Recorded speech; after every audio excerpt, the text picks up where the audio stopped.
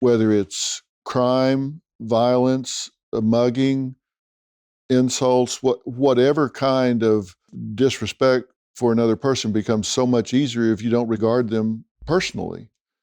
And if you do regard them personally, then it's so much harder to disrespect and disregard the worth of that human being. And it's such a fast-paced society that we don't really take time to look at each other and regard each other as human beings. I think that's just so important. So I'm going to give you two pieces of advice. Number one is you really need to show and you really need to mean that you get it, that you understand it. I get that something really bad happened to you, but understand why it happened. Second, please don't make a statement, make a difference. My students know I say this all the time, and I mean it so much. I actually want you to be successful. But the only way you do so is not by trying to own people or embarrass them or use language to insult them or drive them apart. You should be bear hugging them. You should be pulling them to your side, not pushing them away. Love them more than they love each other. Respect them more than they respect themselves. And watch how many people will listen to you and learn from you, and their ideas may change. What would you give them? I spend a lot of time hearing what isn't said and reading what people say non-verbally. When I saw you talking about your experiences on campus, both sides, you articulating what you were saying and what you were reading and on the screenshots, I felt a lot of pain being experienced. I think anytime I see anger, I see hurt, fear, and frustration. If you look past the anger, behind it is hurt, fear, and frustration. I believe in the principle of reciprocity. You get what you give. What you put out in the universe is what comes back. If you look within yourself and give away what you need the most, you'll be amazed how fast you fill yourself up. If you feel marginalized on campus or you feel attacked, reach out to somebody that you know has got to be feeling that way. Like when he was being attacked, for example, if somebody had gone and say, man, this must really suck for you, and I'm sorry about that. I know you're a human being, and I love you as a human being. I promise you would have gone home feeling better that day. Give away what you need the most, and it fills you up, which kind of goes back to what I was having you do when I was having you look in each other's eyes. The second piece of advice is I really do believe that the job of every one of you in this room is to star in your own life.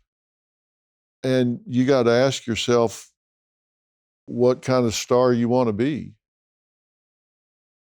Is it inspirational or is it aggressive? What kind of star do you want to be in your own life? I'm so impressed that all of you came here tonight to do this.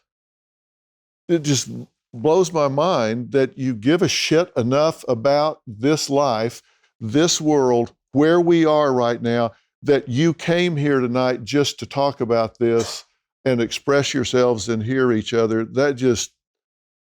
I'm like, holy shit.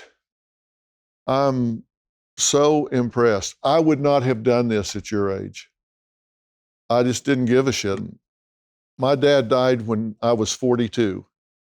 And at that time, I was doing pretty good. But my dad, I was born, lived, and he died without ever telling me he was proud of me one time in my whole life, ever.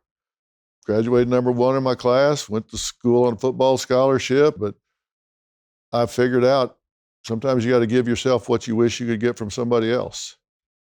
And so I decided I got to star in my own life. And I hope all of y'all do that and decide what kind of star you want to be. I just wanted to sort of like make a statement or ask an appeal as a way of making a step towards bridging, I guess, the political divide on campus with a thing that was talked about screenshots in a group chat.